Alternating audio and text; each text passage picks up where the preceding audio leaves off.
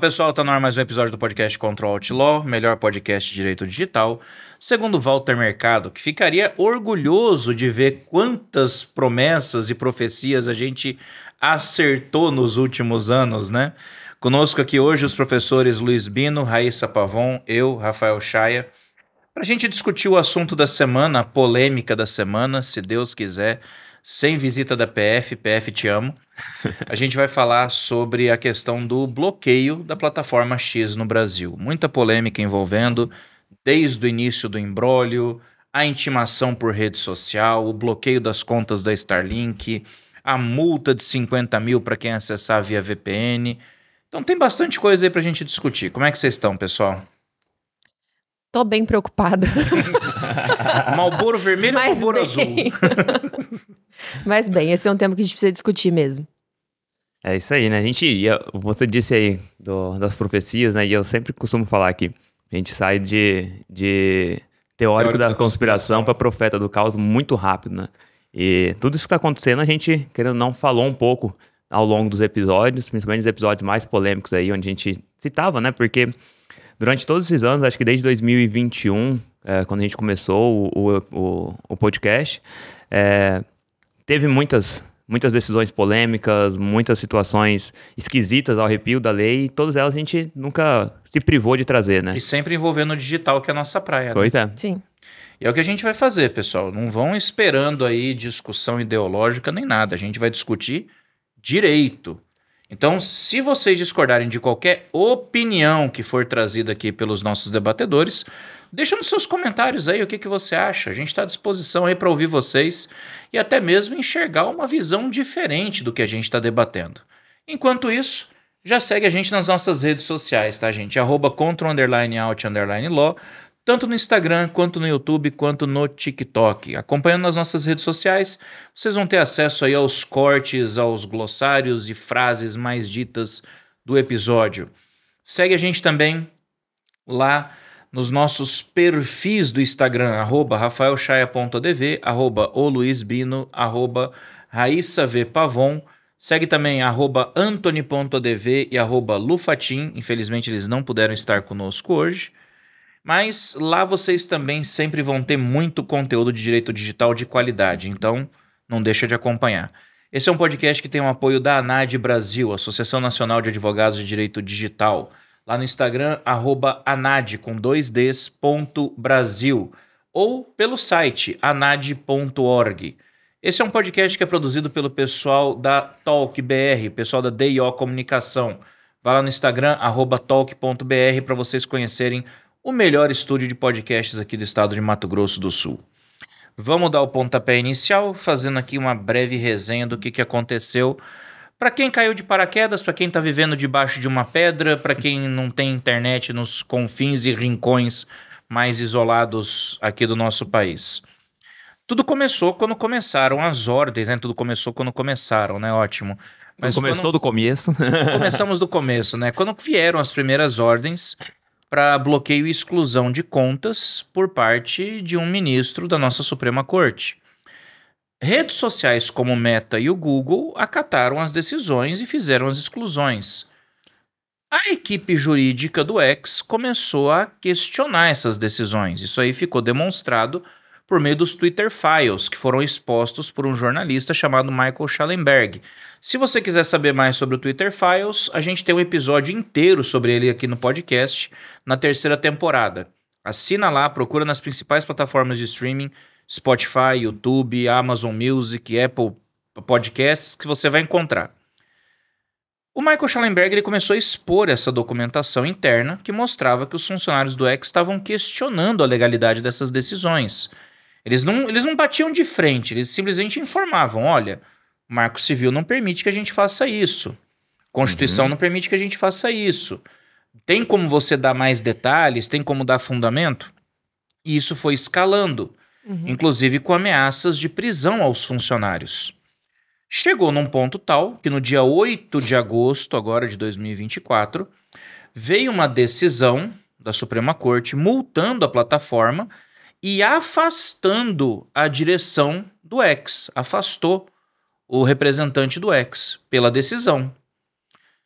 Ali veio em seguida mais uma ameaça de prisão, a situação escalou num ponto tal que o Elon Musk simplesmente decidiu, olha, para garantir a segurança da galera, eu vou fazer o seguinte, estão encerradas as operações no Brasil, quem for funcionário brasileiro está demitido, quem for funcionário americano volta para cá, quem estiver indo para lá já não vai mais. Encerrou a operação. Isso foi na semana do dia 10, 11, 12 de agosto, mais ou menos. Ali a gente já estava prevendo que isso poderia refletir num possível bloqueio da plataforma no Brasil. Sim. Porque a gente sabe que as plataformas têm que ter representação no Brasil. E nós vamos discutir sobre isso também. Que essa regra a gente vai ver não é absoluta. Veio a decisão, pouco tempo depois, olha, 24 horas para indicar um novo representante. Reza a lenda que o Elon Musk até tentou procurar alguém, mas não encontrou. Até porque quem que vai ser louco de querer assumir uma função com uma ameaça de prisão nas costas? Não indicou um novo representante, a plataforma foi bloqueada. E aí nos chamou a atenção a decisão. Porque a decisão ela vinha pautada em 3 pontos. Primeiro ponto era o bloqueio da plataforma no Brasil. Segundo ponto, determinava que Google e Apple retirassem o aplicativo do X das lojas e também retirassem as VPNs, as ferramentas de VPN das lojas. E o terceiro ponto estabelecia que qualquer usuário que utilizasse subterfúgios eletrônicos receberia uma multa diária de 50 mil reais caso acessasse a plataforma. No mesmo dia, foi feito ali uma emenda na decisão, saiu ali uma nova decisão, revendo o item 2, para que os VPNs não fossem retirados. E até muito bem-vindo, porque, pelo amor de Deus, o ambiente corporativo depende de VPN para trabalhar. Seria um desastre. Mas foi mantida a suspensão da plataforma e foi mantida a multa para os usuários. A questão recentemente foi analisada em plenário da primeira turma, e por unanimidade foi mantido a suspensão e a decisão. O único que fez ali uma ressalva foi o Fux, que ele queria que não houvesse a multa para o uso da VPN no acesso ao X. Porque ele colocou que as pessoas não são partes no processo. Exatamente. É como se você estivesse incluindo todo brasileiro como parte de um processo que ele não é. Mas mesmo assim foi mantido e é o que está valendo. Então vamos começar do começo. Aí, só para complementar, o Partido Novo entrou também com uma ação agora. E a OAB também. Pedindo com uma liminar, caiu com o Nunes Marques, ele não deu a liminar e mandou para o plenário geral, né? Então vamos ver agora. Só que já saiu também uma decisão que ele deu um prazo agora de 5 dias para o Alexandre de Moraes também apresentar as justificativas da suspensão para poder instruir a decisão. Então, tá caminhando. E já tem uma ação da OAB questionando a multa especificamente para usuários. Primeiro ponto que eu quero discutir com vocês, para a gente organizar esse debate, porque tem muita coisa para a gente falar. Vamos começar falando da questão do fundamento da suspensão, a necessidade de representação de uma empresa no Brasil. Artigo 1138 do Código Civil fala isso claramente. Empresa estrangeira tem que ter representação em território nacional, sem a qual não pode operar. Só que a gente está falando de uma regra de 2002. A gente estava na transição da Web 1 para a Web 2. A gente nem imaginava provedores de aplicação nessa época. Alguns especialistas falam que essa regra não é absoluta. E aí? Como é que fica? Essa regra vale, não vale? Poderiam ter buscado uma alternativa ao invés de bloquear a plataforma? O que vocês acham? Eu acho que inclusive antes da gente discutir a questão do 1138 do Código Civil, quando a gente trata de suspensão da plataforma, o Poder Judiciário interferindo na iniciativa privada, a gente precisa trazer alguns pontos constitucionais desse próprio contexto, né? A gente vive num Estado democrático de direito que é firmado, inclusive, em premissas de ordem econômica e ordem social que são muito claras, principalmente de livre iniciativa, livre concorrência, que tem como perspectiva ou como um principal ponto que a livre iniciativa ela é a base da nossa estrutura econômica, né? O Estado brasileiro ele quer que a iniciativa privada assuma atividades em geral. Artigo 170 da Constituição. Artigo 170 da Constituição Federal. Ele quer que isso aconteça, né? Ou seja, ele quer que o particular caminhe com as suas próprias pernas, justamente para que o Estado não seja onerado, para que ele só seja onerado em última instância, porque a gente vive em um Estado social, a gente tem a justiça social aí ainda em plena atividade. Então, quando a gente fala dessa questão do ex e todos os desdobramentos, a gente precisa trazer isso à mesa para discussão. As próprias bases do nosso Estado, né? A Constituição traz isso. Então, acho que isso é um ponto importante da gente trazer. Então, quando o Judiciário faz, e assim, pior, quando o próprio Supremo acaba tendo decisões nesse sentido, a nossa Corte Constitucional, que na verdade deveria zelar pelo cumprimento desses princípios, a gente tem um abalo na própria estrutura do Estado brasileiro, né? Ali as bases acabam sendo atacadas de uma forma muito... Eu não vou dizer nem sutil, porque não foi sutil, de uma forma muito direta e de uma forma muito exposta, que pode trazer consequências decorrentes disso tudo daqui para frente muito, muito ruins para todas as demais áreas, para todos os demais setores econômicos, e isso acaba refletindo lá na ponta, que foi o que aconteceu, refletiu para os usuários, né? Então, isso acaba trazendo uma insegurança jurídica que prejudica, inclusive, investimentos no Brasil, né? Quem que vai querer investir num Estado que tem atualmente uma insegurança jurídica muito grande, que os próprios preceitos constitucionais acabam em determinadas decisões sendo colocados de lado. Então, acho que antes do 1138, né, de representação, a gente tem que trazer essas questões constitucionais propriamente ditas, né? Sem... Assim, eu particularmente, eu gosto muito do STF, admiro muito o STF, STJ, as nossas cortes superiores, e existe uma diferença entre a instituição e a pessoa que está dentro da instituição, né? Então, eu não vejo como, obviamente, a pessoa vai abalar a instituição, né? E não tem como. A pessoa passa, mas a instituição fica. Isso, exatamente, essa é a perspectiva. Então, isso precisa ser pensado, isso precisa ser colocado, né? Essas são as minhas primeiras impressões. Além da gente ter uma insegurança jurídica que a Raíssa trouxe, que é muito importante, porque de fato é o seguinte, a gente tem essa norma no Código Civil, certo?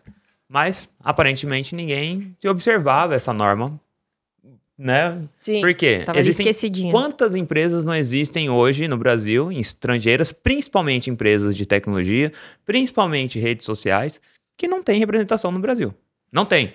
Até para abrir um parênteses, né? Todo mundo saiu do Twitter e foi pro Blue Sky. E não tem representação no Brasil. Estão providenciando ainda, mas não tem. Não tem representação. E estão providenciando por quê também? Será que é porque não teve uma pressão? Agora, opa, pera aí, já que tá todo mundo vindo pra cá, vamos organizar?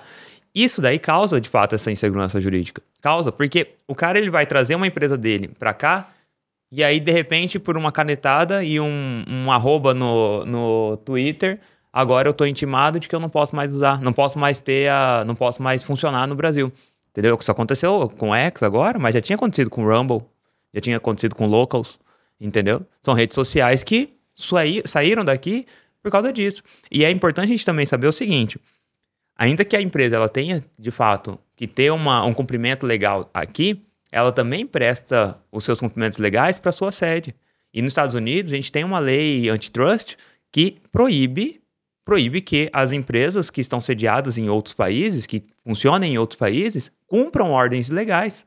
Ou violem a lei local. Ou violem a lei local. Então, assim, quando o Twitter vem, com o X, né, vem e mostra, olha, essas ordens aqui pra gente tá ilegal, tá fora da lei, e não tem, né, vamos pegar depois aqui, tem ali as decisões, cadê a fundamentação legal? Entendeu? Então, assim, eu não tenho fundamentação, eu tenho só um ofício, assim, ó, derruba, por quê? Não sei. Aí, se a plataforma questiona, por que tá solicitando a derrubada? Não tem, por quê? Porque eu quero, entendeu? Tá fora do rito. Então, assim, se é pra gente cumprir parte da lei, vamos cumprir a lei inteira, vamos cumprir a norma legal inteira. Então, eu acho isso extremamente delicado. No episódio do Twitter Files, a gente falou muito sobre isso. De como as ordens vinham. Vinha basicamente, determina o bloqueio das seguintes contas, listavam as contas, solicito que seja mantida a ação em sigilo, tendo em vista a natureza sigilosa do inquérito, cumpra-se local, data, assinatura. Uhum. E não tinha fundamento. E quando você pega, por exemplo, o Marco Civil da Internet, Lei 12.965 de 2014, não existe fundamento no Marco Civil para exclusão de conta. Não tem. Porque você pode pensar assim, mas a plataforma pode banir. Sim, administrativamente uma plataforma pode te banir por violação dos termos de uso. E mesmo assim tem regra para isso. E cabe também o seu contraditório. Sim, artigo 20 do Marco Civil ele é bem claro. Aham. Quando você vai fazer a exclusão de um conteúdo ou você quer banir uma conta por descumprimento, o que você vai fazer? Você tem que indicar de forma inequívoca o conteúdo infringente, você tem que notificar o autor das razões do banimento, você tem que abrir prazo para contraditória pela defesa e inclusive para que ele possa corrigir ou substituir o conteúdo. Ou seja, tem toda uma garantia ali. Porque a gente já viu que, a liberdade de expressão ela é citada pelo menos 5 vezes do Marco Civil. Ela tem uma proteção especial, em especial no artigo 8º, que fala que a liberdade de expressão e a privacidade são condições essenciais para o pleno exercício do direito de acesso à internet. Pois bem, aí o que acontecia? Vinha essa ordem, a plataforma olhava e falava, olha, tem como você ao menos me indicar o fundamento? Porque se a plataforma faz a exclusão administrativa, como a gente estava falando, beleza, deletei a sua conta. Mas não tem nada que impede você de abrir outra conta. Aí você vai começar com 0 seguidores, 0 postagens, 0 engajamento. Você vai começar de novo. Uhum. Nada impede que você faça isso. Uhum. O problema que a gente estava notando das ordens é que era assim, deleta a conta do Bino e todas as futuras contas que ele quiser criar. Aí não pode, porque, não tem fundamento legal para isso. E tá aí, de fato, legal, porque o próprio artigo 19, ele fala que é para evitar a censura prévia, que é de fato isso. Uhum. O que é a censura prévia? É o proibir a pessoa de falar algo que ela sequer falou. E você viola... Que ela pode vir a falar. E você viola um dos princípios do artigo 3º do Marco Civil, que é a preservação da natureza participativa da rede. Uhum. Você pega o artigo 3º, inciso 6 ou 6, se não me falha a memória. Preservação da natureza participativa da rede. Viola a Constituição, inclusive. Exato, você viola a Constituição, você viola o Marco Civil, você viola tudo. Então, assim, faz sentido você perguntar, poxa, peraí, você tá me dando uma ordem que eu não estou encontrando fundamento. Aí eu questiono, qual é o fundamento dessa ordem? Porque, eu também não tenho estrela na testa, às vezes é alguma coisa que saiu e eu não tô sabendo. Só que ele não respondia, se recusava a responder, simplesmente determinava o cumprimento e ponto final. Então, assim, me preocupa um pouco esse tipo de abordagem de você querer extirpar as pessoas da internet, porque a internet, segundo o artigo 3º do Marco Civil e o artigo 7º, ela é essencial para o exercício da democracia. Nós exercemos hoje a chamada teledemocracia por meios digitais, nas comunidades virtuais que são formadas por meio dessas plataformas. E aí também me preocupa porque quando você simplesmente quer extirpar a pessoa da internet desse jeito, você na verdade não está tirando a pessoa da internet. O máximo que você está fazendo é empurrando ela para a clandestinidade. Falamos isso no episódio de 21 de maio de 2023, em que a gente discutiu o projeto de lei 2630. Sim. Lá na segunda temporada do podcast. A gente falou exatamente isso. Você não consegue barrar as pessoas, você só empurra elas para o anonimato. Exatamente. E olha o que está acontecendo. E o pessoal agora foi pro VPN assim. A procura por VPN aumentou 1.600%. O que acontece também, nesse desenrolar de fatos que você colocou aí explicou no começo, começou-se a usar uma instituição para defender interesses pessoais. Né? Então, assim, para defender interesses pessoais, é possível também demandar o Poder Judiciário, enfim... Claro. Existe essa possibilidade, plenamente existe essa possibilidade. Agora, quando começa a misturar a instituição com pessoa e colocar a instituição à frente para defender a pessoa ou defender interesses pessoais, a gente começa a ver essas decisões que, na verdade, são decisões que não têm fundamento, só tem fundamento, como a gente já falou, fundamento emocional, e que talvez nem sejam de possível cumprimento. Né, o destinatário dessas ordens que você colocou, olha e fala, gente, não tem como eu cumprir isso aqui, como que eu vou fazer isso? E aí começa essa bola de neve, porque na verdade é um interesse pessoal colocado na frente de uma instituição e simplesmente jogado, né, como utilizando uma estrutura de poder para impor uma vontade pessoal. E Então- outra coisa, nesse sentido mesmo. Quando a gente tá falando do marco civil da internet, existem regras, e a gente já falou isso aqui em vários episódios, que existem regras para você excluir conteúdos. Banimento de conta não tem. Como que a gente consegue hoje, eu falo isso por experiência mesmo, que eu já fiz isso, como que a gente consegue, para rede social, banir uma conta? Quando a pessoa ela tá cometendo algum tipo de crime, como difamação, injúria e tal, e ela está no anonimato. E aí eu não consigo identificar a pessoa, certo? É garantir Então, a liberdade de expressão sendo vedado o anonimato. exatamente. E então, nesse sentido, você demanda o Poder Judiciário e fala, olha, não sei quem é a pessoa, a conta é essa, ela tá reiteradamente cometendo tal crime, então exclua-se a conta ou identifique a pessoa para que eu possa tomar as decisões. A rede social vai lá, exclui a conta, bloqueia e tal. Esse é o procedimento. Porque o próprio artigo 20 que você falou, ele fala que quando você vai excluir a conta do usuário, ou quando você vai excluir o conteúdo, quer dizer, do usuário, você precisa especificar os motivos. Não é simplesmente cortei sua conta, você não consegue mais acessar. Você precisa especificar o motivo. Então, quando vem o X e fala, olha, eu preciso especificar o motivo, porque tá na lei, ele tá fazendo um questionamento legal. Ele tá cumprindo Ele a tá lei, né? cumprindo a lei. E aí vem de outro lado, né? O ministro chega e fala, não, você vai excluir sob pena de multa. A partir de agora, você não exclui, é multa. Aí veio a multa, agora pena de prisão. Entendeu? E aí, assim, são várias coisas que acontecem que pra gente que tá no direito é assim, absurdo. Né? De chegar ao ponto de se questionar quem vai ser o representante e escolher o representante. Não, olha, esse representante, não. Não, ó, os termos de uso de vocês não é do jeito que eu quero. Ele dissolveu o conselho, não foi? Em uma das Foi. decisões? Então, Foi é a decisão exatamente do dia isso. 8 de agosto. É, Vou isso dissolver esse aí conselho porque não... Como assim?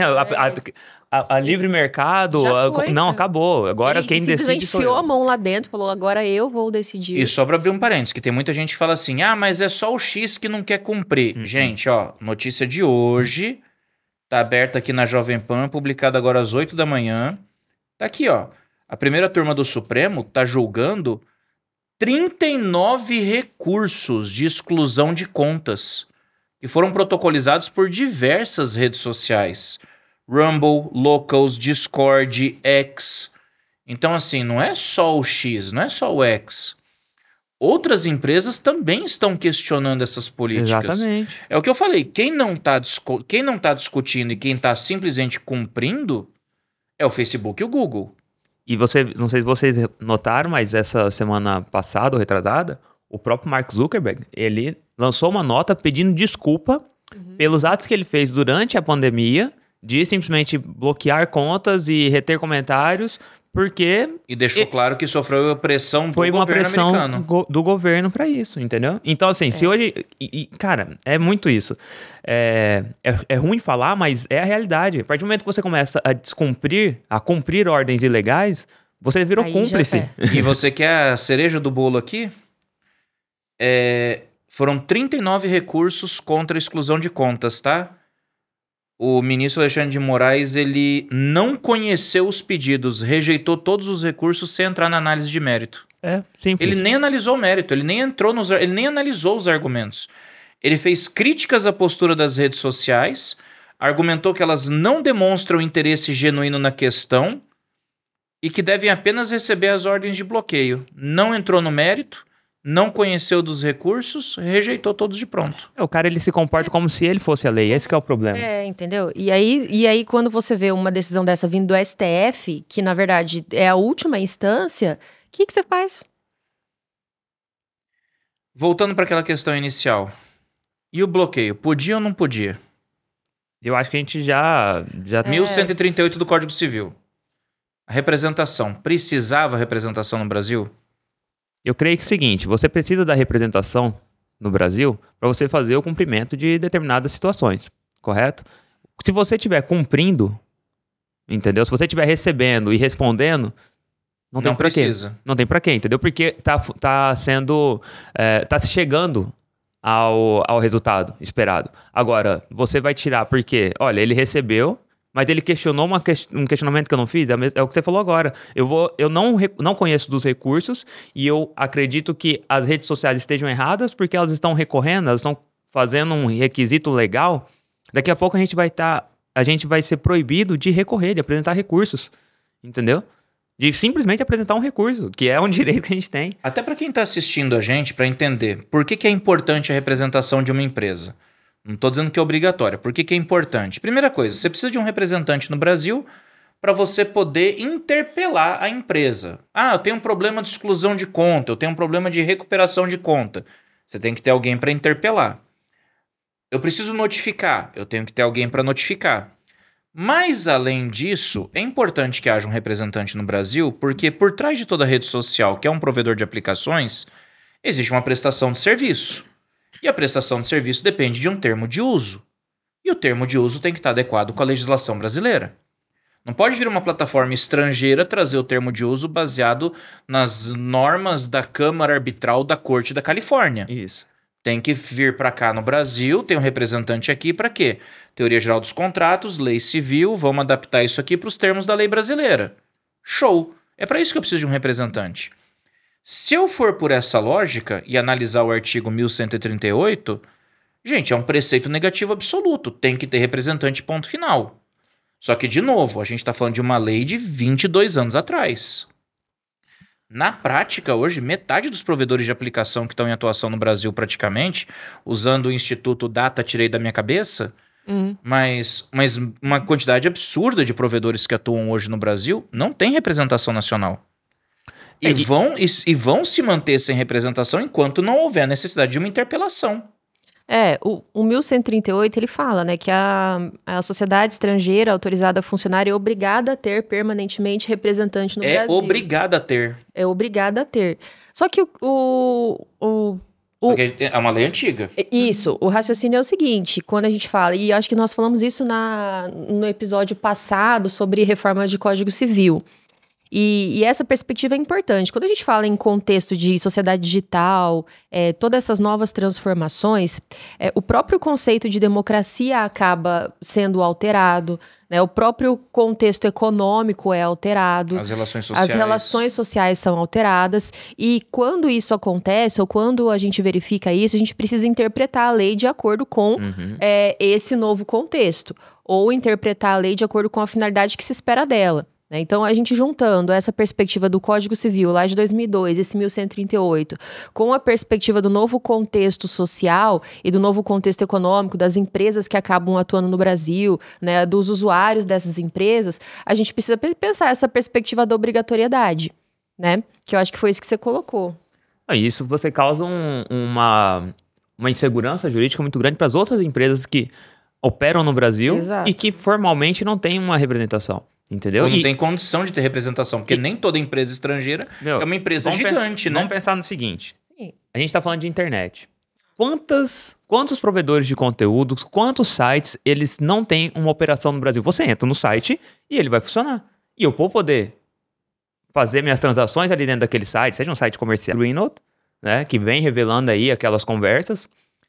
E ficou claro que, de fato, o Alexandre já tinha um problema com o X desde março de 2023. Por quê? Quando a gente tem, durante as eleições...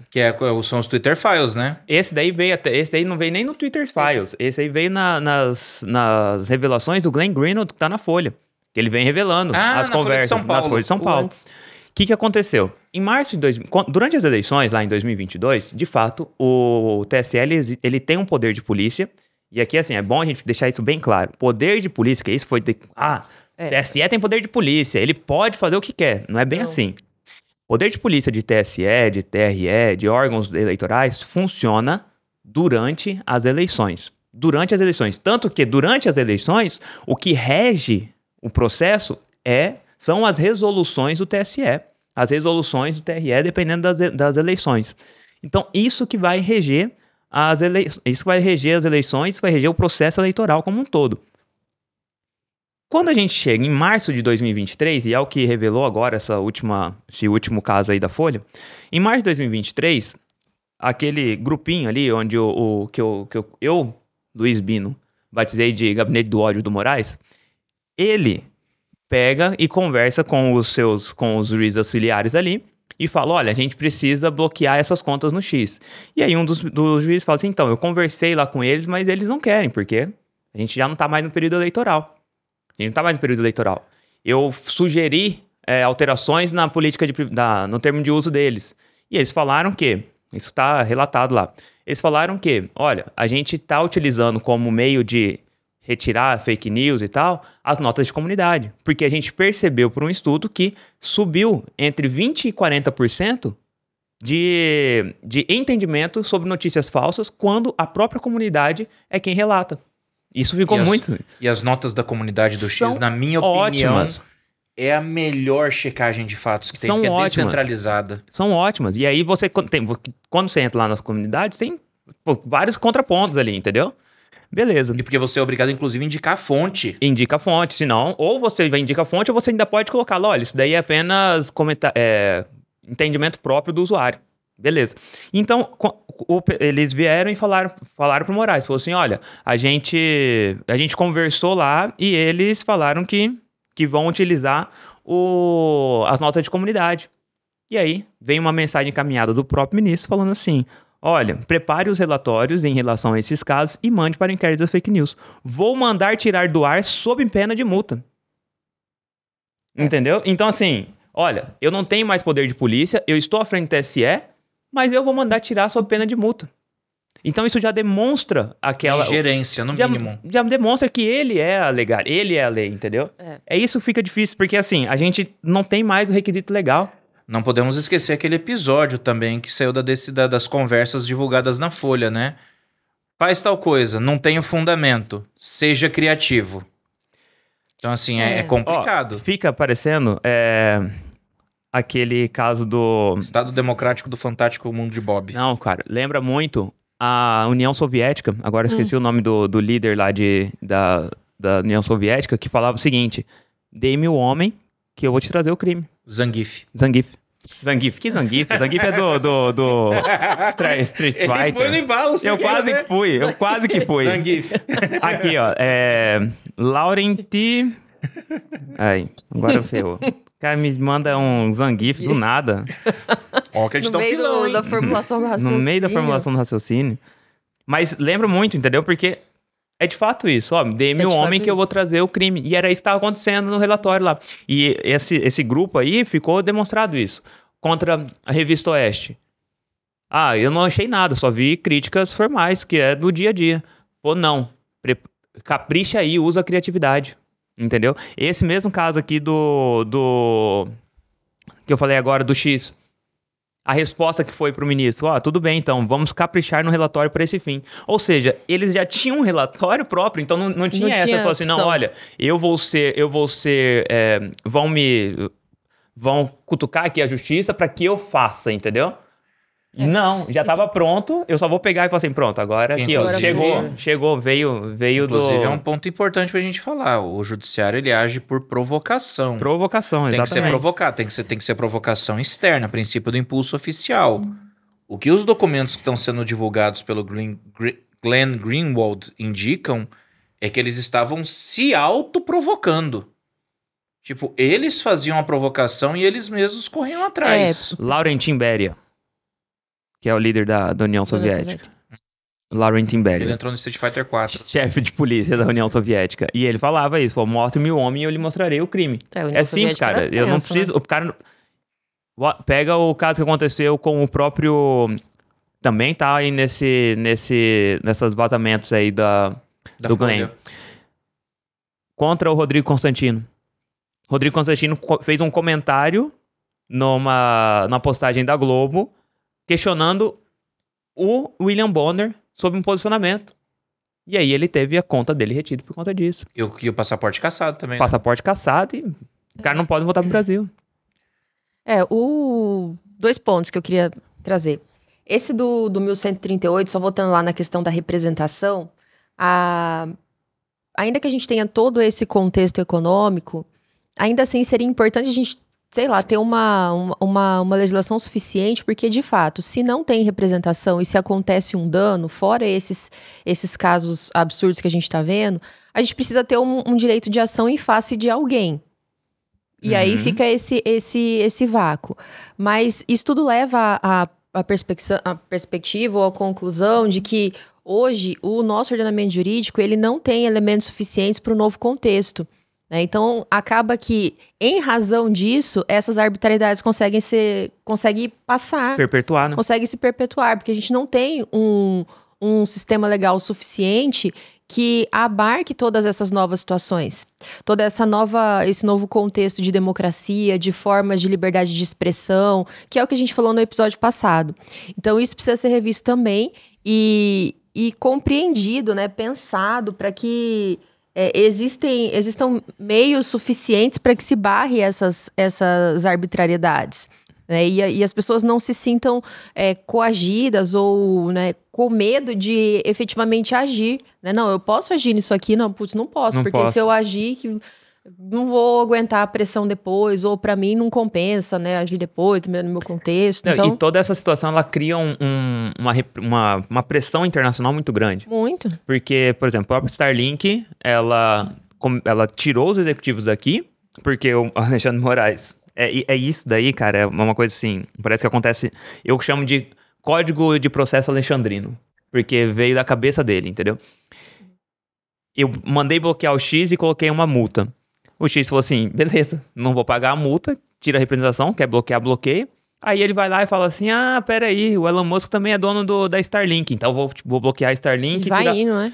Porra, olha isso daí. Então assim, se eu sou sócio de uma empresa, na empresa Y, e eu tô devendo alguma coisa e não acha bens na empresa Y, eu vou lá e vou bloquear a empresa Z, que eu sou um dos sócios. E aí eu ferro com todo mundo, entendeu? Isso causa uma insegurança jurídica muito grande. E aí a própria Starlink retirou seus executivos daqui, porque sabe que o próximo passo do Alexandre é, de fato, mandar prender os executivos. E aí o que ela fez também? Olha, não vão para o Brasil. Desencoraja investimento aqui.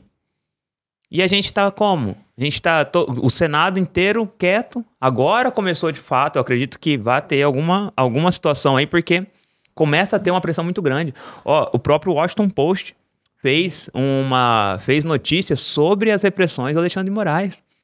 Porque a situação ela chegou num nível que não tá se aguentando mais. Não, e inclusive ele coloca como fundamento das decisões dele um dano social, né? Então ele diz em outras palavras assim, eu estou defendendo o Estado Democrático Brasileiro porque a plataforma tá indo contra o Estado brasileiro, não é contra mim.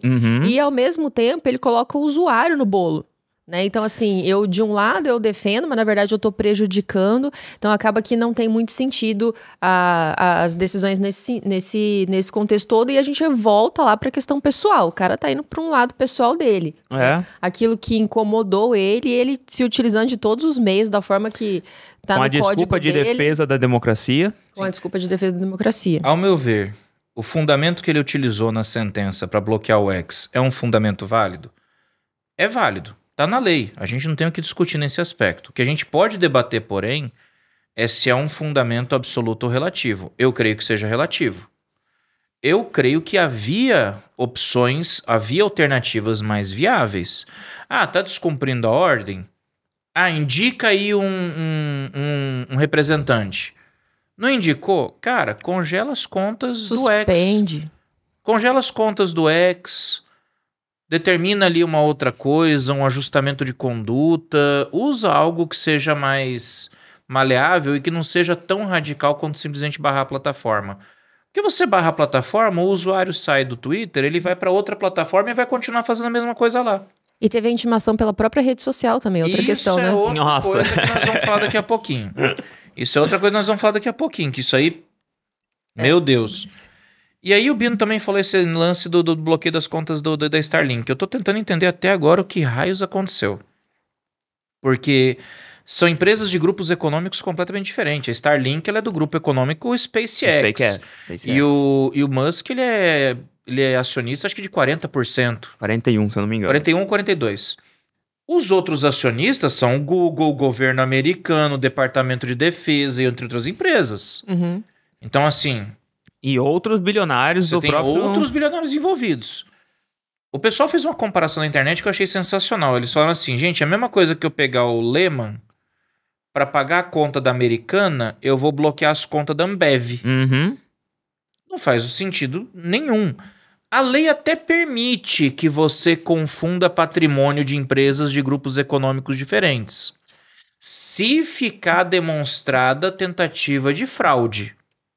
Tem que ter uma fraude caracterizada para você poder confundir o patrimônio. Aí você fala, mas ele tirou a empresa do Brasil para não ter que pagar funcionário, papapá. Primeira coisa, essa informação veio depois da decisão, não veio antes. Então não poderia ser fundamento. Segundo, a decisão tem... Ou a gente não sabia se a informação já existia antes também, né? E outra coisa, a decisão que determinou o bloqueio das contas não fala em fraude. Ou se fala, não demonstrou fraude. Não foi um fundamento. Não foi um fundamento, então não tinha como você cruzar o patrimônio. O único ponto em comum que as duas tinham era o fato do Elon Musk fazer parte das duas. Então, o Bill Ackman, que é um dos maiores investidores no Brasil, o cara é dono de um dos maiores fundos de investimento americanos. Ele chegou a publicar na conta dele dizendo o seguinte, que o bloqueio ilegal, ele usou essa expressão, o bloqueio ilegal do X e o bloqueio das contas da Starlink aqui no Brasil colocam o país num caminho de se tornar rapidamente um mercado impossível de se investir. Tá vendo? Não, mas E aí ele ainda certeza. colocou que a China praticou atos extremamente parecidos e viu o capital estrangeiro sair de lá. A mesma coisa acontecerá com o Brasil, a não ser que ele volte atrás nesses atos ilegais. Ele reforça de novo como sendo ilegal. Aí você fala, mas isso é milionário querendo dar pitaco no Brasil. Gente, a nossa economia depende de investimentos. A gente não é uma economia fechada que se mantém. A gente depende de capital estrangeiro para as coisas. E a gente está tendo um dos maiores investidores do mundo classificando o Brasil como um país não investível. Porque a questão não é trazer o X ou o Elon Musk como alguém muito correto ou que sempre esteve correto. Porque não é essa a perspectiva. E também existe a perspectiva de que, de fato, as redes sociais acabam interferindo, por exemplo, no processo democrático, acabam interferindo em eleições, isso não só no Brasil, no mundo inteiro, isso já foi verificado. O problema é a forma como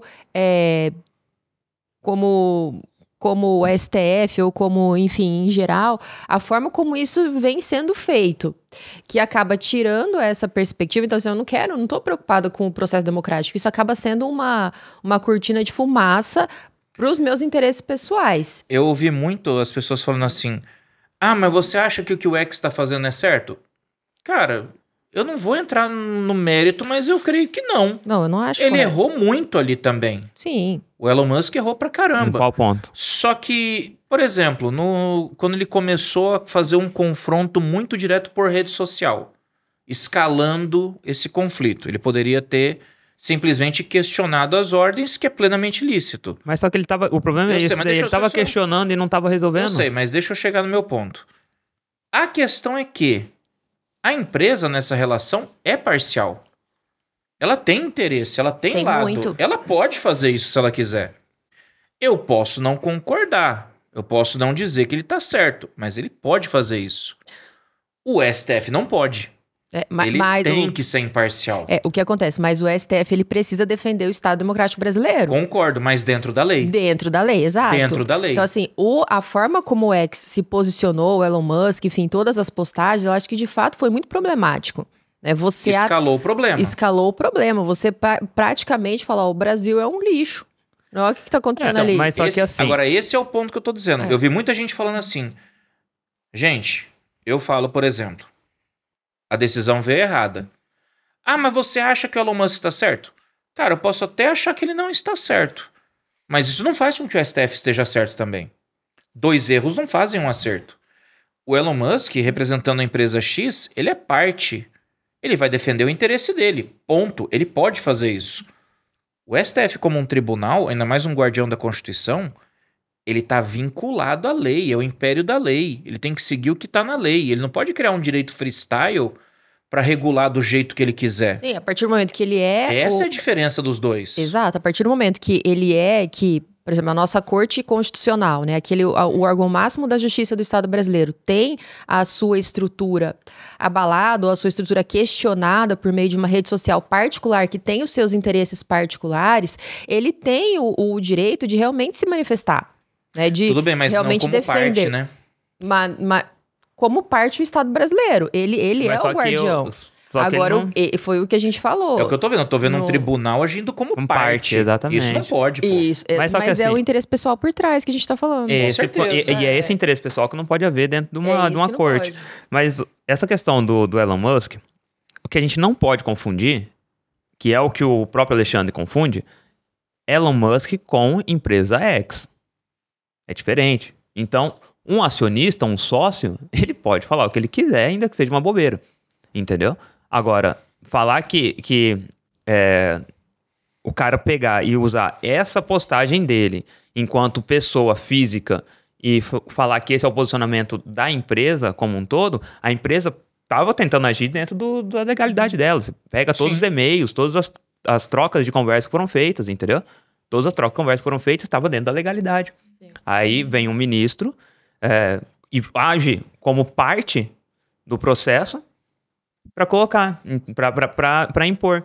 E aí a gente vê que isso tudo vem escalando e eu não acredito eu não acredito que tenha escalado porque, beleza, a gente está aqui falando sobre a questão do X. Pode ser que os posicionamentos do Elon Musk tenham inflamado ali o ministro, mas inflamou o ministro que não é parte de um processo. E é isso que ele deveria entender. Se ele quisesse reter qualquer coisa, brigar ou questionar sobre alguma ofensa que ele tenha sentido, ele tem um devido processo legal para seguir. Que eu faça dentro do devido processo legal, perfeito. E não na caneta, enquanto ministro, presidente do TSE, do STF, que seja, para determinar situações pessoais. Sim, e talvez uma ação pessoal entre X e Y. Isso, exatamente. O que nos leva à questão da intimação por postagem em rede social. Gente, eu nunca vi isso na minha vida. A gente já observou intimações por rede social, mas é em conversas de mensageria, WhatsApp, por exemplo. Sim, isso já existe hoje. Vamos organizar isso. Lei 11.419 de 2006, Lei do Processo Eletrônico. É admitida a intimação por meio eletrônico. Uhum. Quando a lei foi escrita em 2006, falava-se em e-mail. Uhum. A prática estendeu a possibilidade para serviço de mensageria. Isso. WhatsApp. Uhum. Acabou. É só isso. Porque a própria Lei 11.419 fala que a intimação pode ser feita. A citação, não. A lei fala citação preferentemente continuará sendo pessoal. Então, o instrumento correto deveria ser carta rogatória. Isso aí. Carta rogatória. Carta rogatória. No momento que eu tenho uma empresa fora ou um intimado que tá fora, é carta rogatória. Mas aí eu vi algumas opiniões na TV. Que eu até compartilhei no nosso gabinete do podcast. Que nosso gabinete do amor. O nosso gabinete do amor. Que o pessoal falou assim, não, mas a postagem é um meio eletrônico de intimação e o Elon Musk respondeu, então ele atingiu o seu objetivo, é válido. Não, é assim. Inclusive expõe a pessoa que recebeu a intimação. Sim, Superior Tribunal de Justiça, agosto de 2023. Decisão do STJ. Dificuldade de encontrar o réu não justifica citação por meio de redes sociais. Isso é decisão do STJ de 2023. Ah, mas agora o STF mudou. Não, o STF não deu uma decisão dizendo que é válido fazer a intimação ou a citação por rede social. Ele simplesmente foi lá e fez. Gente, isso gera um precedente horrível. Isso que eu ia falar. Exatamente. Imagina, agora todo mundo que é devedor, alguma coisa, aqui, marquei o arroba, pronto, me paga. A terceira turma do Superior Tribunal de Justiça negou o provimento ao recurso de uma empresa criadora que pretendia que a citação do devedor fosse feita por meio de mensagem eletrônica em suas redes sociais, em virtude da dificuldade de citá-lo pessoalmente. Gente... Isso é muito problemático. Não pode. E cria um precedente terrível. Quer dizer, vou pegar agora todos os devedores que eu tenho, vou citar, começar a marcar o arroba e começar a meter em rede social. Fulano, me paga. E aí? Não, isso é muito ruim. Na perspectiva de direito à privacidade, perspectiva de precedente ruim. Quando a gente fala de citação, principalmente, citação é o que... A citação válida ou a citação é o que forma o processo. Então, é um ato processual muito importante. Exatamente. É aquilo que faz com que o processo comece, aquela triangulação que a gente aprende na faculdade. Você falando sobre citação e a importância dela. Me tira uma dúvida aqui rapidão, inclusive para quem tá ouvindo a gente. Uma decisão para produzir efeitos depende da citação ou da intimação de quem sofreu essa condenação? Sim ou não? Acho que depende. Se for, por exemplo, uma decisão de antecipada... Tem que ter uma intimação, não tem? Tem que ter. Você intima para a pessoa cumprir. Para a pessoa até tomar ciência da decisão, né? Tomar ciência da decisão. Segura essa informação porque a gente vai usá-la daqui a pouco, tá? Porque a citação é o que forma o processo. É o requisito de validade da decisão. Principalmente para cumprimento de obrigação de fazer. Isso, principalmente o cumprimento de obrigação de fazer. Vocês estão ouvindo a gente, então guarda essa informação, que vocês vão entender. Isso aqui é igual o Mickey Mouse. Isso aqui é um item secreto que nós vamos usar daqui a pouquinho. Porque o que acontece? A citação faz... Vamos colocar aqui só para o pessoal entender. Que o Chay é o Poder Judiciário, Estado do Juiz. Eu sou o autor, o Bino aqui é o réu.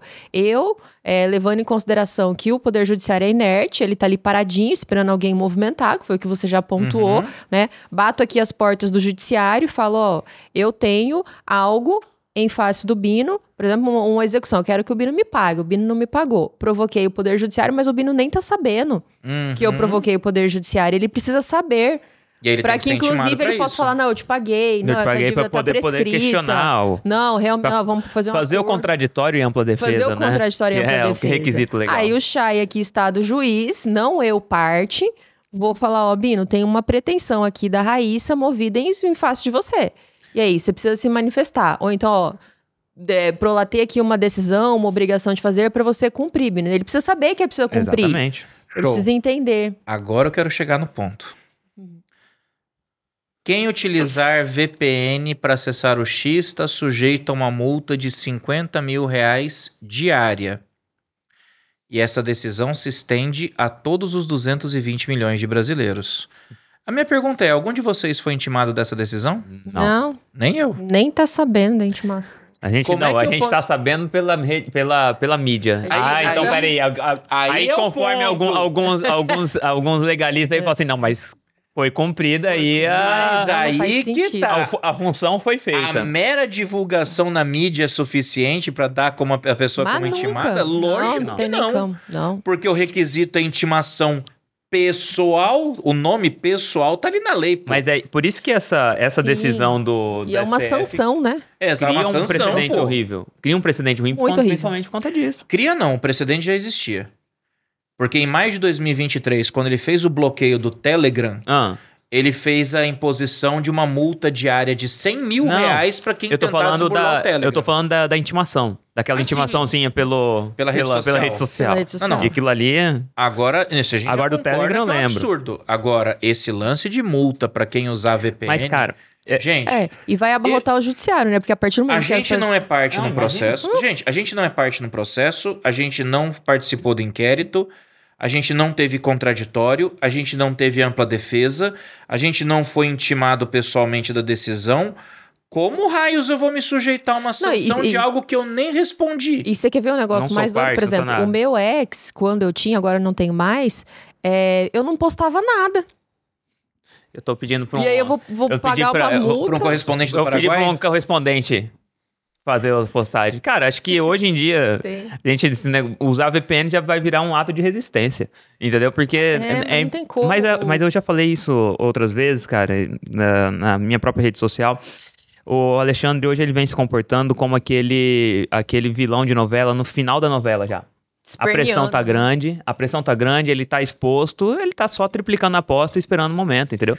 E eu acho que ele já não tem mais o respaldo que ele poderia ter antes. Porque o que tá acontecendo hoje, a própria mídia mainstream vem fazendo com ele, todo mundo que acobertava ele começou a bater um pouco. Ele já não tem mais o respaldo que ele tinha durante as eleições, porque essa situação que ele criou já acabou aquela dicotomia entre Lula e Bolsonaro. Já não é mais isso. Agora já tá o povo contra Alexandre. Entendeu? A situação ela já escalou numa posição que ninguém mais fala. Ah, não, mas o Bolsonaro... Ninguém mais fala isso, cara. Todo mundo tá falando, cara, olha onde a gente chegou.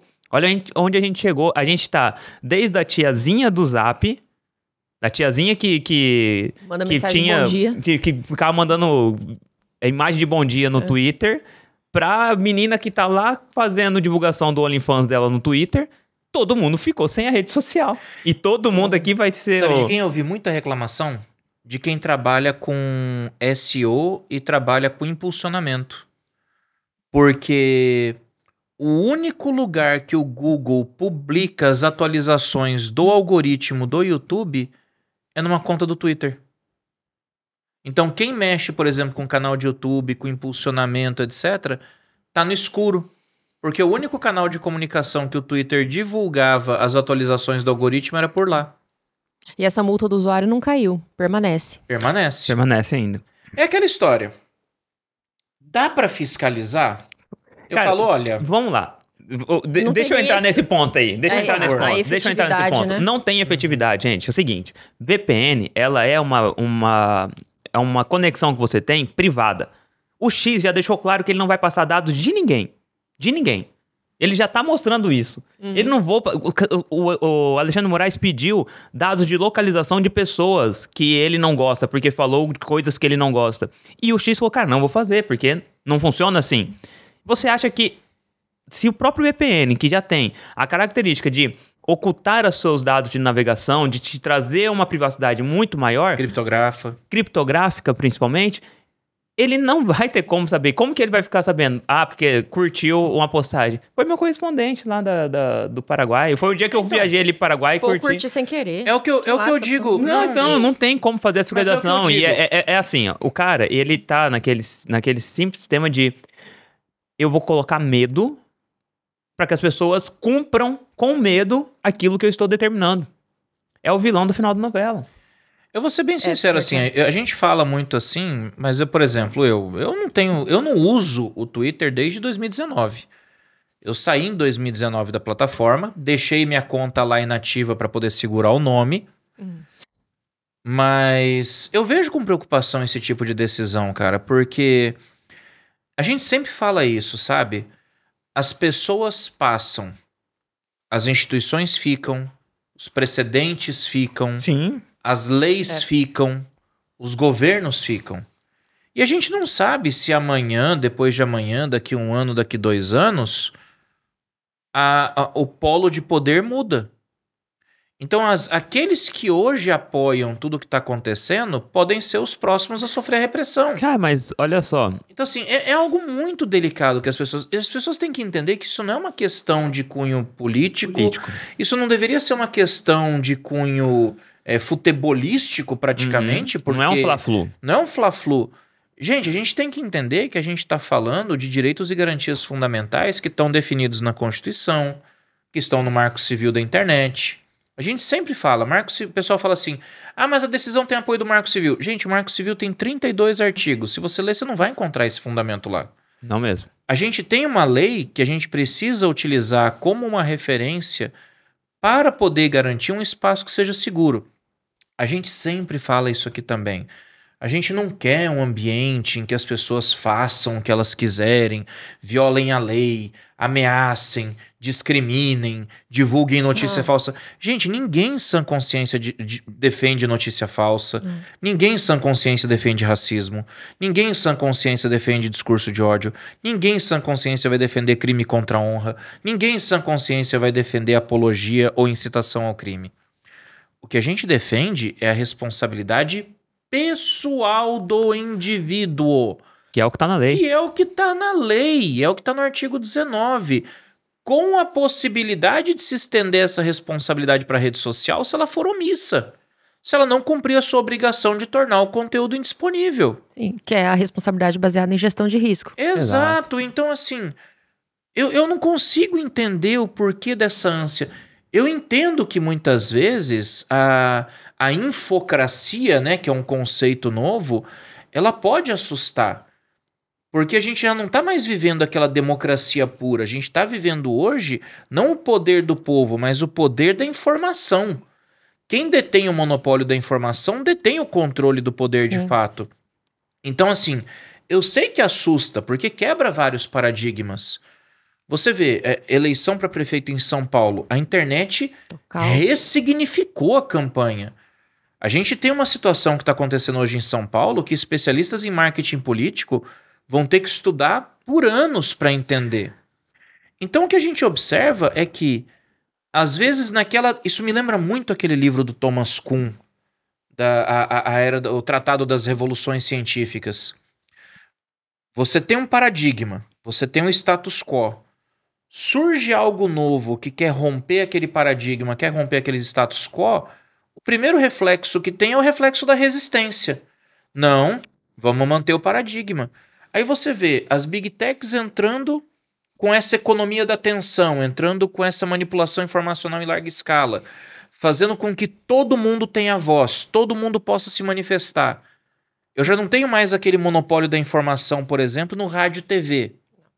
Não, peraí, eu vou tentar controlar isso. Só que não dá para controlar mais, é isso que eles não entenderam. Porque as redes sociais, elas assumiram hoje um protagonismo, né, cara? Um protagonismo quase orgânico. As pessoas pensam, porque tem um gabinete centralizado que manda ordens, tem uma liderança central verticalizada. Não tem hoje uma organização vertical. Hoje é horizontal, é espalhado. Isso Manuel Castells já falava em Redes de Indignação e Esperança. Isso Pérez Lunho já falava em Telecidadania ou cidadania.com. O próprio Manuel Castells tem um livro excelente chamado Ruptura, que mostra essa quebra. Então, assim, eu não sei até que ponto o pessoal não está tentando nadar contra a maré. Ao invés de abraçar essa mudança e falar, não, vamos repensar o direito? Vamos repensar o que está acontecendo? Esse é o ponto. Porque quando a gente fala de tecnologia, existe muito o raciocínio seguinte, é uma aversão ao negativismo. Então, por exemplo, não, tecnologia, é tudo muito bom. A gente precisa, a gente não pode barrar. E existe um outro problema, que é o problema da contenção. Hoje a gente não tem um direito suficiente, e não só no Brasil, isso a nível mundial, não tem um direito suficiente para conter a tecnologia sem barrar a inovação, sem barrar aquilo que ela traz de bom. Exatamente o que você falou. Então a gente tem a tecnologia correndo solta, e isso é muito importante, isso precisa acontecer, isso é inovação, isso traz uma perspectiva positiva, mas ela tem o lado negativo, e o lado negativo a gente já viu em vários contextos, inclusive aqui no Brasil, com questão de desinformação, questão de fake news, questão de liberdade de expressão, né, questão de, enfim, N situações, danos que acontecem nas redes sociais e que acabam que o direito brasileiro não tem uma forma suficiente de indenizar, mas a gente também não tem elementos suficientes para conter isso de uma forma razoável e observando aquilo que a própria Constituição coloca. Aí o que acontece, vem uma imposição, uma instituição ou um indivíduo esperneando para conter algo de uma forma... não vou nem colocar, de uma forma assim, abusiva. Arbitrária, né? Isso, essa é a palavra, de forma arbitrária. Então, eu não consigo achar meios suficientes no direito, porque o direito ainda não acompanhou, e aí eu vou espernear aqui, vou fazer o que for, porque eu posso, eu quero e eu vou. Então, a gente tem esses dilemas. Até aquela comparação, eu acho um pouco falaciosa, mas que, cara, cabe aqui. Quer dizer, eu tô tendo um problema agora de ataques com facas em Londres. Em Londres está tendo direto esses atentados com facas. Para de vender faca. Vamos parar de vender faca. Porque assim, eu tenho uma plataforma que está sendo utilizada para divulgar fake news. Vamos tirar a plataforma do ar. Cara, não vai resolver. Identifique a pessoa e responsabilize a pessoa. Exatamente, é o usuário. Exato. Não é a maioria das pessoas que fazem as coisas erradas. É uma parcela até pequena, pô. Essa pressão toda que eu falei, que começou lá em março de 23, surgiu por causa disso. Uma mulher com pouquíssimos seguidores foi lá e postou falando que uma das decisões do Moraes de liberar algumas das pessoas do 8 de janeiro, se eu não me engano, partiu da Corte Internacional e tal, ela criou uma história, entendeu? Uma fake news. Uma fake news, assim. Só que aí eu volto a falar, é uma pessoa... pequena, falando, foi isso que aconteceu. Tipo, para 50 seguidores. Exato. E onde você tem uma nota de comunidade, você assim, não é isso que aconteceu, e te explicando o que aconteceu. Aí ele ficou puto com isso, entendeu? Pessoalmente. E começou essas ordens de restrições em cima do Twitter. E aí foi, dentro dessas conversas, que eles falaram, olha, com a entrada do Musk, a liberdade de expressão esse conceito de liberdade de expressão passa a ter muito mais vigor conforme as organizações americanas mesmo, que é o quê? Olha, a gente não vai censurar falas.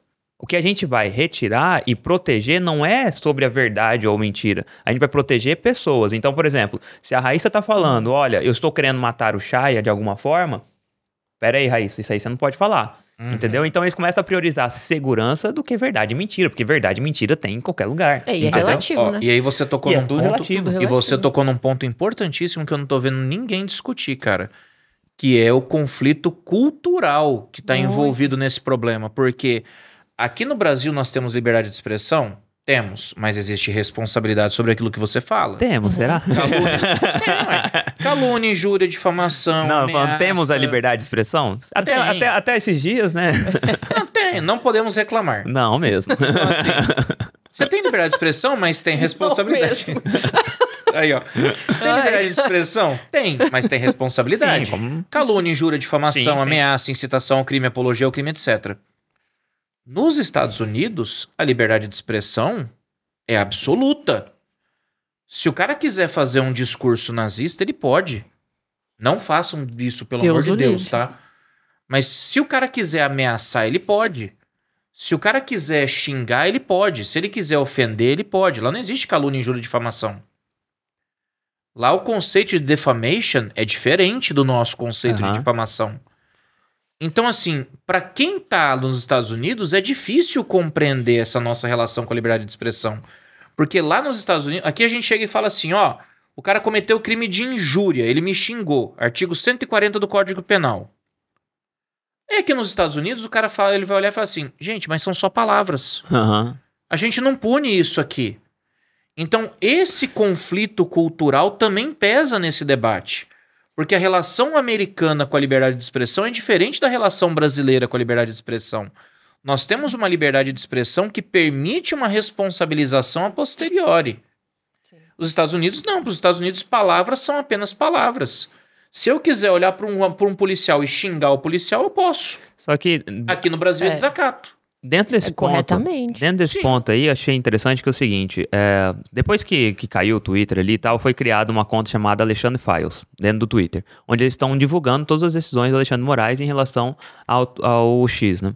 E eu achei interessante que eles colocam a decisão do Moraes e eles colocam a lei brasileira confrontando. Para mostrar que, de fato, olha, você não tá seguindo, não é a minha questão americana aqui, não, é a própria lei brasileira. E aí cresce também essa pressão internacional. O Washington Post fez uma notícia inteira falando sobre o Alexandre de Moraes e falando que, olha, a partir do momento que você bane uma rede social com vários usuários, com milhões de usuários, você está calando milhões de pessoas, entendeu? The Economist fez também uma notícia, ele colocou assim, tipo, ó, o Brasil banindo o X de Elon Musk mostra que quem está certo é o Elon Musk, é o X, é a liberdade de expressão, entendeu? E cresce muito. E aí, assim, eu postei opiniões sobre isso, e aí vem gente falando assim, não, mas tinha que cumprir a lei, tem que estar certo, tem que banir mesmo, porque não quis cumprir a lei. Vamos voltar lá na Segunda Guerra, com Hitler, as pessoas que estavam buscando os judeus, eles estavam cumprindo a lei. Enquanto quem estava acobertando e escondendo eles para livrá-los da morte, estava descumprindo a lei. E aí, eu vou ficar de que lado? Do lado que vai cumprir a lei, que eu não acredito que tenha que ser dessa forma, eu não acredito que você tenha que matar pessoas, que você tenha que perseguir pessoas, ou eu vou ficar do lado de quem vai se defender? Eu sou da seguinte opinião, eu prefiro muito mais ser preso de pé do que ficar aguentando ilegalidade de 4. Foi profundo, mas você tá correto, mas a questão aqui não é nem é que as ordens emanadas já não estão fundadas na lei. Então a gente não acaba numa perspectiva anterior a esse descumprimento. Assim. Então existe pelo próprio poder judiciário uma atuação problemática hoje, né? Pelo judiciário, enfim, nesse sentido de que eu estou emanando ordens que são contra a lei, né, que vão contra aquilo que a própria Constituição coloca, né, e eu quero que as pessoas cumpram isso. E quando elas falam que não vão cumprir porque essas decisões não são baseadas na lei, e muitas decisões, por não serem baseadas na lei, não têm como ser cumpridas, né, ou não vão alcançar o fim a que elas se destinam, e eu vou contra isso, eu falo, mas o que é isso, né? Mas o que você quer? Mas aqui eu não posso. E aí vem essa questão de imposição de poder. Dizendo, não, você vai ter que fazer.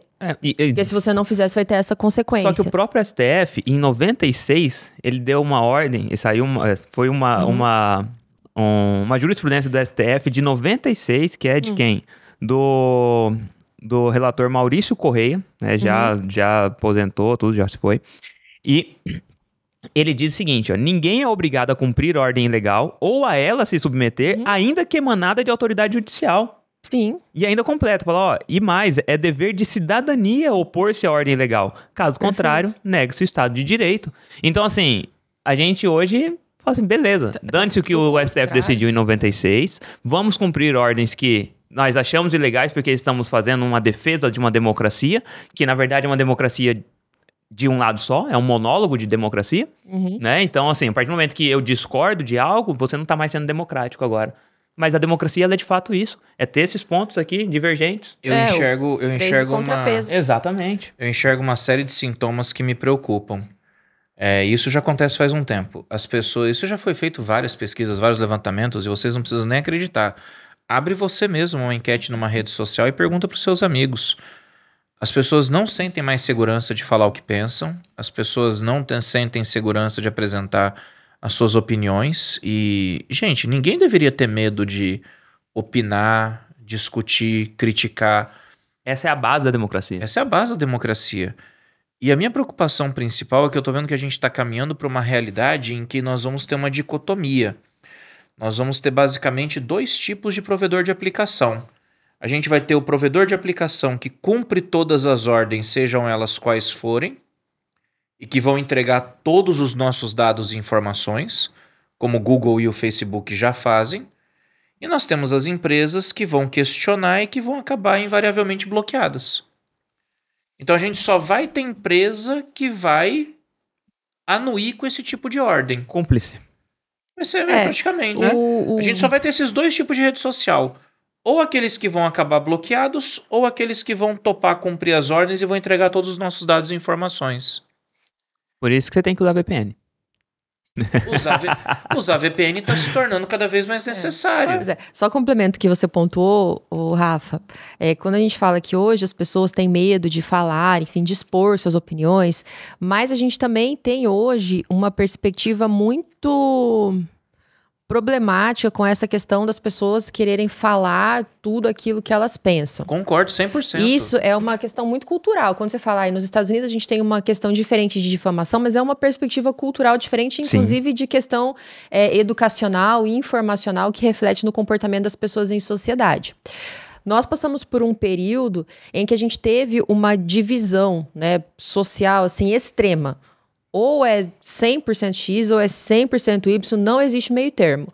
E eu que estou no 100% X ou eu que estou no 100% Y, entendo que o que você pensa é extremamente incorreto. E isso é tão prejudicial. E eu me sinto, eu coloco eu no perspectiva geral, e eu me sinto na extrema liberdade de falar o que eu quiser para você que está aí na posição X, porque eu tô aqui na posição Y, porque a minha posição é correta e eu não quero saber se a sua é correta ou não, ou se você tem a sua não quero saber. Então a gente entrou numa questão muito complicada de discurso, uma questão cultural que veio lá em 2017, 2018, naquelas primeiras eleições problemáticas. E que isso precisa ser levado em consideração quando a gente fala em liberdade de expressão. Liberdade de expressão não quer dizer que eu posso te xingar de qualquer coisa, a sua família, até a sua 5ª geração. Então, liberdade de expressão não é liberdade de consequência. Não é liberdade de consequência. Então a gente tem isso, e que isso é sim muito problemático, e que isso demanda inclusive uma atuação do Poder Judiciário, isso demanda a atuação do Poder Legislativo na elaboração de leis, do Executivo, enfim. Isso é um ponto quando a gente fala de liberdade de expressão, que acabou refletindo e que foi, na verdade, potencializado pelas redes sociais, né? Porque as pessoas acabam não tendo essa razoabilidade, esse bom senso na hora de expressar. Porque isso daí não é expressar opinião. Isso daí, de fato, É querer estar certo. É querer estar certo e impor. Então, a gente teve esse contexto brasileiro. Infelizmente, teve. Agora, como o direito vai se firmar nesse sentido, é uma outra questão. Que a gente vem tentando, pela reforma do Código Civil, enfim, pelos projetos de lei que existem. E essa perspectiva, ou as empresas vão... digamos assim, vou cumprir tudo que vem sendo determinado ou não, né? E se não, sai do território brasileiro. Mas isso não é um contexto só do Estado brasileiro, né? Essas empresas, Google, Facebook, elas não estão só no Brasil, né? E se a gente partir do ponto de vista que instituições não são pessoas e pessoas passam, instituições ficam, o direito brasileiro vai se reorganizar, né? Ele vem caminhando para isso, para que, de fato, essas empresas cumpram com as leis corretamente, né? Leis razoáveis e leis que atendam à perspectiva social. E que precisam ser modernizadas. Porque também não acho correto a empresa correr por conta. Eu vou fazer tudo que eu quero, aqui é a minha empresa e ninguém pode fazer nada. A gente tem hoje uma grande discussão sobre essa questão de dados tratados por empresas. Né? Então, não acho também que é 8 ou 80. Ou vamos ter empresas que vão ficar, ou empresas que vão sair, quem ficar vai ter que fazer o que... Existe todo esse contexto aí que vai ser colocado na mesa, que vai ser pensado, avaliar o que tem de hoje está caminhando para isso. Ou fica ou faz e fica, ou não faz e tchau. E tchau. Tá caminhando pra isso. A gente tá virando isso, né? Infelizmente. Já foi o Rumble, já foi o Locals e agora foi o X. Exatamente. O Telegram, pra não ficar na berlinda, agora anunciou que vai começar a moderar os chats privados. Ou seja, a gente já tá entrando agora na relativização da privacidade. Não é. Cara, eu falei, esse dia atrás eu falei isso daí. O Brasil 2024 coloca o livro 1984 no chinelo. Porque existe uma modificação de conceito, inclusive de privacidade. Não tô falando que certo ou errado, tô falando coisa pra gente pensar sobre. Uma modificação do próprio conceito de privacidade. Quando a gente trata de rede social e quando a gente trata de questões relacionadas à tecnologia. Então, assim, aquilo que era considerado como privacidade antes do advento da internet, propriamente dita, é muito diferente do contexto de privacidade que a gente tem hoje. Né? E como resguardar esse direito à privacidade nesse contexto? Hoje o direito é muito difícil de abarcar essas relações. Gente, acabou o nosso tempo? Acabou. Considerações finais. E aí? O X volta pro Brasil? Sim ou não? Eu acho que... Fala, primeiro você. Primeiro você, vai lá. Eu vou apostar positivamente, muito embora eu tenha errado nas minhas apostas. Que volta, porque tem muito usuário no Brasil. É a rede social que mais tem usuário, não é? O X no Brasil? É uma das que mais tem usuário. Ou o número de usuários do X no Brasil é o maior frente... Segundo. Só perde para os Estados Unidos. Isso, só perde para os Estados Unidos. Então, existe uma perspectiva financeira também, da própria empresa. Então, aposto que sim, positivamente. Cara, eu acredito que... O X, não sei se vocês sabem, mas o Twitter, o X, ele está em mais localidades do que a própria ONU. Em mais países do que a própria ONU. Ele é muito forte. É muito forte. E assim, o Twitter, ele é uma ferramenta de informação muito forte, entendeu? Ele não é nem tanto uma ferramenta de entretenimento, como o Instagram e tal. É quase em tempo real. Ele é em tempo real. A gente tem notícias ali que saem antes de serem publicadas, de fato, nos periódicos, né? Então, assim, eu acredito que ele precisa voltar, entendeu? E a gente teve essa oportunidade agora, com a própria situação aí do processo que o pessoal do Novo entrou para restabelecer. O que poderia ter acontecido? O próprio Nunes Marques ter dado uma liminar, né? Decisão liminar monocrática ali, leva para o plenário, alguém pede vista, pronto, fica ali até o trem acabar. Mas assim, eu também vejo um medo muito grande dos próprios ministros em relação às atitudes do Alexandre. E vai se escalando a situação. Eu acredito que vai precisar voltar, só que talvez, para voltar, o Alexandre tenha que sair. Eu acho que se indicar um representante, volta. Eu acho que se conseguir identificar um representante, volta. O meu único receio é que eu sei que não vai bastar indicar o representante. Eles, mesmo com o representante indicado, eles vão exigir o cumprimento das ordens. Então, eles sempre vão estar criando um requisito a mais. Eu creio que volta, mas não volta a curto prazo. É. Eu acho que volta a médio, longo prazo. Vai depender até mesmo dessa decisão do- que sair aí do colegiado, né? Mas eu acho que o colegiado Do vai colegiado não, manter. do plenário. plenário. Eu como acho que o todo. plenário vai manter, porque quem votou ali na turma por unanimidade vai manter o voto. Mas pode ser revisto, né? Uma última dica, cara. Depois, se vocês tiverem oportunidade, pra quem estiver assistindo a gente também, assistam depois a entrevista do ministro Marco Aurélio de Mello, o ex-ministro Marco Aurélio de Mello, na CNN, sobre esse caso. Foi uma entrevista muito boa, assim, juridicamente falando. Eu gosto do Marco Aurélio porque Marco ele não se leva por paixão nem por posicionamento pessoal. Ele fala juridicamente. Juridicamente, ele é que é muito bom, importante. cara. Ele é muito bom. Assim, É o que a gente tá tentando fazer aqui também. Teve toda uma polêmica, eu lembro quando ele ainda era ministro, teve toda aquela polêmica lá do André do Rap e tal. Mas, de fato, ele cumpriu um requisito legal, Sim, né? E ele era um tá cara que, assim, sinceramente, ele não via, né, a capa do processo. Ele ia lá, via o Julgava o direito de acordo... Só para finalizar, esse posicionamento das turmas, ou da turma do STF, também tem a... Eu vejo da seguinte forma. Por uma questão de manutenção da instituição... Colegiado, né? Do princípio da colegialidade. Não pode haver ruptura interna, porque isso gera uma consequência talvez muito pior do que a atitude de um indivíduo. Então, existe esse lado também, e é importante pensar. Porque se rompe internamente... É por isso que eu acho que eles vão manter a decisão. Eu acho que o plenário vai manter. O que pode trazer um desbloqueio vai ser alguma mudança de alguma coisa que vai permitir que a empresa volte a operar. Talvez a nomeação de um representante... Talvez a indicação de um escritório. Ou talvez a queda do Moraes. Ou talvez o próprio impedimento dele em atuar no caso específico, porque já foi para um lado pessoal. Só que isso aí o Barroso já se manifestou dizendo que não tinha impedimento, né? Não, o Barroso também falou que não tinha insegurança jurídica no Brasil. Olha aí, tá louco. Complicado, senhores. Pessoal, deixando só claro que aqui nós trazemos as nossas opiniões, tá? Nós não somos donos da verdade. Se você discorda de qualquer coisa que a gente falou, por favor, deixe você também a sua opinião pra gente poder bater um papo aí com relação a esse tema que é muito polêmico, com toda certeza. Já segue a gente nas nossas redes sociais, @contro_out_law, tanto no Instagram quanto no YouTube e no TikTok. Pessoal, muito obrigado pela audiência de vocês. Fiquem com Deus, até a próxima e fui.